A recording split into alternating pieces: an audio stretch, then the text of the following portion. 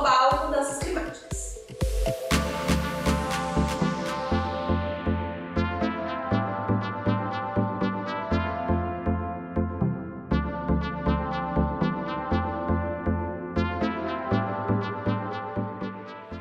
Com certeza vocês já devem ter ouvido falar desses dois termos em algum momento da vida de vocês. Então, na mídia, a todo momento, eles são falados.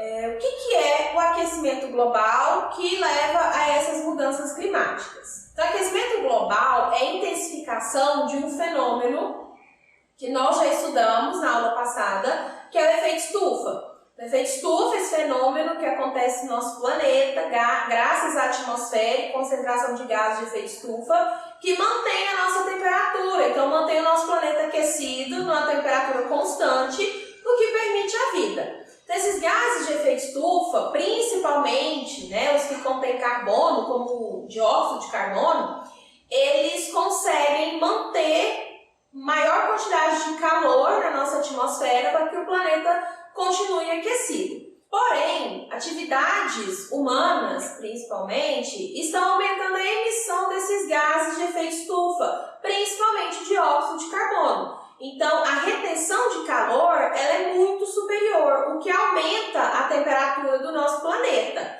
É importante dizer que esse aumento de temperatura ele não é homogêneo em todo o planeta. Então, em algumas regiões esse aumento é maior, em outras regiões não há um aumento tão grande assim. Então, o dióxido de carbono, ele é o principal gás de efeito estufa que é emitido pelas atividades humanas, principalmente queima de combustíveis fósseis e grandes queimadas, só que ele não é o gás de efeito estufa que tem a maior capacidade de reter esse calor vindo dos raios solares.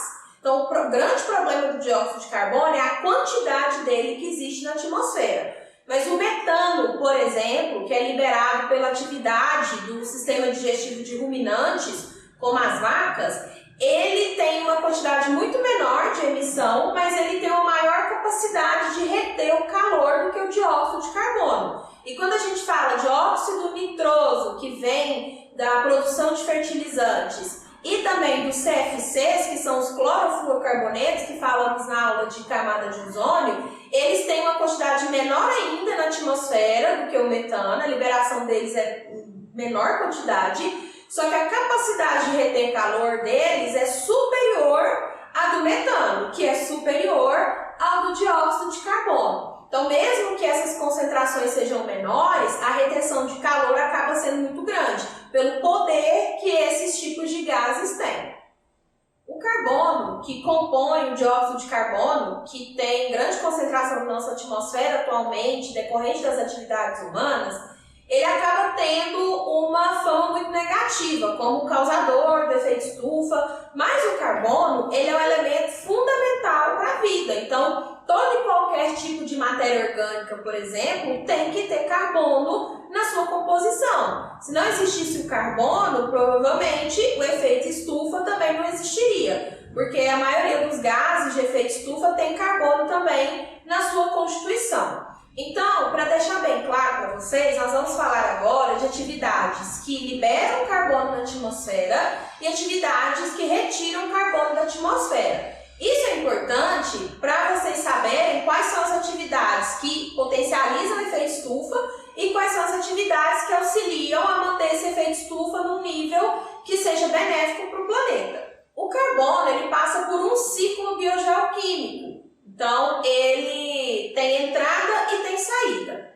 A atividade que retira o carbono da atmosfera é a fotossíntese, que é aquele processo que nós já falamos em sala, em que a planta produz sua fonte de energia. Então, ela retira o carbono da atmosfera na forma de gás carbônico, que ela vai absorver. Então, grandes regiões, com grandes árvores, são regiões que vão retirar o carbono da atmosfera. Por isso é importante a preservação de florestas e é importante o reflorestamento de regiões que foram degradadas. Árvores em desenvolvimento, árvores que são muito jovens, elas costumam fazer o dobro de fotossíntese que uma árvore mais antiga. Então é interessante que você tenha muitas áreas de reflorestamento para que essa atividade fotossintética seja muito alta e você consiga retirar grande quantidade de carbono da atmosfera. Em contrapartida, muitas atividades liberam carbono na atmosfera, principalmente atividades humanas. Então, queima de combustíveis fósseis, como derivados do petróleo, por exemplo, elas liberam grande quantidade de carbono na atmosfera. A queima de árvores, a queima de florestas, então queimar florestas libera muito carbono, porque durante a fotossíntese, essa planta vai absorvendo carbono, ela produz sua fonte de energia, mas ela também incorpora muito carbono na sua estrutura. Então, uma planta, quando você queima ela, você está queimando esse carbono que está incorporado à sua estrutura e ele está sendo lançado para a atmosfera. Então, queima de florestas tem esses dois prejuízos. Você diminui a atividade de fotossíntese, que seria a forma de retirar o carbono da atmosfera, e ao mesmo tempo libera muito carbono, na forma de dióxido de carbono, assim como na queima de combustíveis fósseis. Existe também a liberação de carbono a partir das nossas reações metabólicas. Então, os seres vivos aeróbios que utilizam o oxigênio para produzir energia, como resultado do seu metabolismo, eles liberam esse carbono também na atmosfera. Então, quando a gente expira e libera esse ar aí pelo nariz ou pela boca, existe carbono contido nessa mistura e ele vai direto para a atmosfera. Mas o problema é a emissão a partir da queima, seja ela por combustíveis fósseis, seja ela por queima principalmente de regiões florestais. Por que existe essa grande queima de regiões florestais? Para a mudança do solo. Então, é mudar o solo, mudar o perfil ali para agricultura, para pecuária, para mineração, dentre outras atividades. Seguindo essa linha, quais são as fontes antropogênicas de emissão de carbono, então? Não só carbono, mas de outros gases de efeito estufa. Quando a gente fala fontes antropogênicas, são fontes derivadas de atividade humana. Então, como eu falei para vocês, o dióxido de carbono, ele deriva principalmente da queima de combustíveis fósseis e também da queima de regiões florestais. E essa queima de combustíveis fósseis, ela acontece diariamente. Então, indústrias utilizam, usinas de energia, as termoelétricas, elas utilizam a queima de material orgânico para produzir energia, o que é extremamente poluente. Então, os automóveis, dentre outros. Além da liberação do carbono, fontes antropogênicas emissoras de outros gases de efeito estufa incluem a criação de bovinos. Então, o sistema digestivo deles libera muito metano, que é um gás de efeito estufa muito importante. A utilização de fertilizantes químicos que liberam óxido nitroso, que também tem uma ação muito importante no aquecimento global. E também a emissão de CFCs, que são os clorofluorcarbonetos bastante utilizados em sistemas de ar-condicionado, geladeiras, que também tem uma ação muito importante no efeito estufa e no aquecimento global. Porém, a emissão de CFC ela está sofrendo uma diminuição constante ao longo dos anos, resultado de várias políticas internacionais para o controle desse tipo de substância. E agora uma pergunta importante. O aquecimento global, ele já começou? Segundo autoridades no assunto, revistas científicas, autores científicos, o aquecimento global já começou. Então, no intervalo de tempo de 150 anos, em que estamos falando aí do começo da Revolução Industrial até hoje, a temperatura média no planeta ela já aumentou 0,7 graus Celsius. Isso parece muito pouco, mas já representa um aumento muito grande de temperatura, lembrando que esse aumento ele não é homogêneo, ele não acontece em todos os locais. Então, tem regiões que estão muito quentes e regiões em que a temperatura não foi alterada. Então, esse aumento de 0,7 graus Celsius já é um aumento importante e já existem efeitos colaterais por esse aumento de temperatura, como, por exemplo, o aumento da temperatura dos oceanos. Esse aumento da temperatura da água do mar leva a um processo muito prejudicial para a biodiversidade do mundo, que é a degradação dos corais. Então, os corais, eles são animais marinhos que vivem em associação com alguns micro-organismos, como algas, por exemplo. E essa associação leva a cores diferenciadas para que evidencia que está acontecendo essa associação entre seres vivos.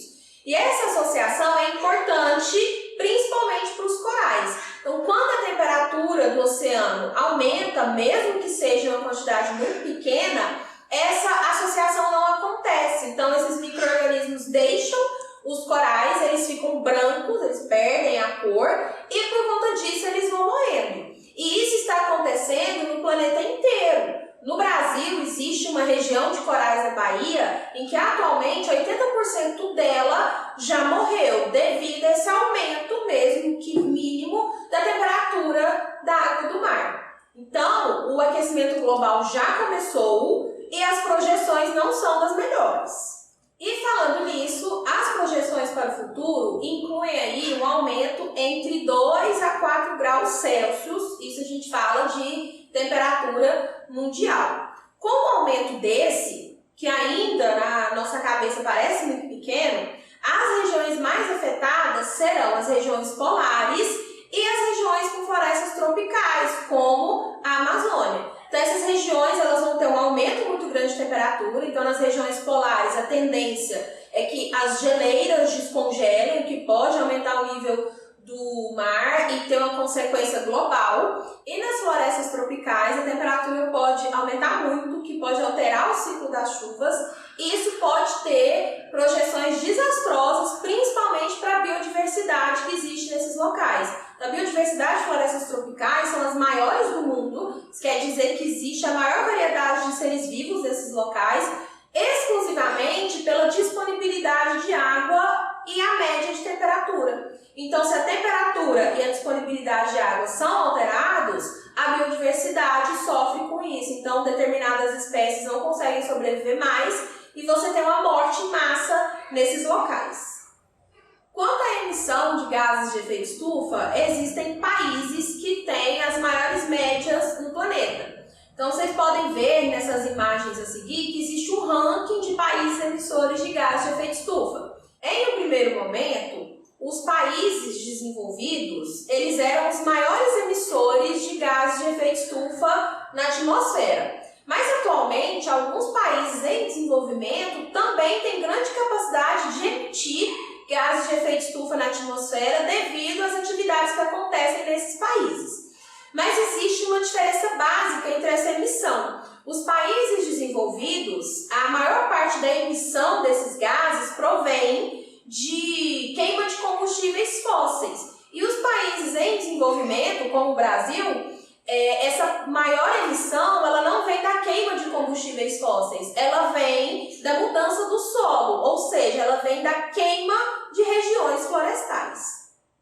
E se você tem curiosidade de saber qual que é a posição do Brasil, né, qual que é a contribuição dele para a emissão de gases de efeito estufa, atualmente, segundo os dados mais atuais, o Brasil ele representa 5% de toda a emissão de gases de efeito estufa do planeta.